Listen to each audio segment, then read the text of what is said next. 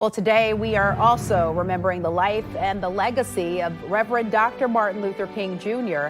The civil rights activist was one of the most influential leaders of the civil rights movement, and some would say in the United States. The civil rights movement led to the passing of the Civil Rights Act of 1964, the Voting Rights Act of 1965, and then the Fair Housing Act of 1968.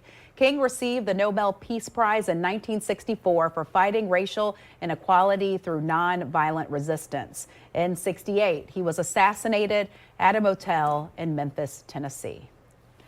And today, communities across the nation are honoring Dr. Martin Luther King Jr. with services, prayers, and walks. We know some things were canceled, for example, because of the weather. The Duval County Parade is going to be postponed until next month.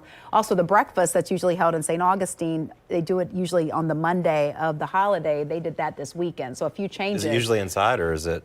Oh, the walk is happening. That's what we're doing here. But the breakfast usually happens at the same time. Oh, so that's I kind of see. the difference. But the St. Augustine area, they still gathering near the St. Paul AME Church for their annual silent walk, which again happens today. Awesome. News4JAX's Brianna Brownlee is live at the event. Brianna, how's it looking out there?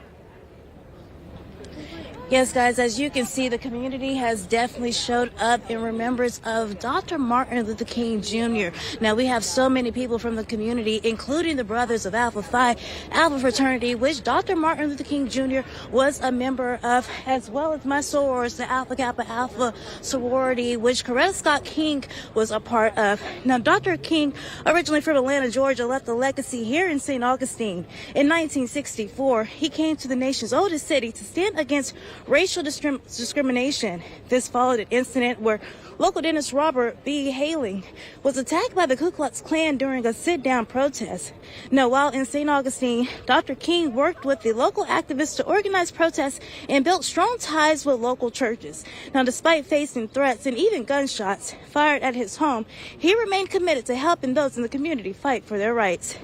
Now, this is just a small glimpse into what Dr. King's legacy meant to the people here in this community. And coming up later on, we will make sure we'll stick around for the ceremony to see what everyone has to say. Reporting live, Brianna Brownlee, Channel 4, the local station.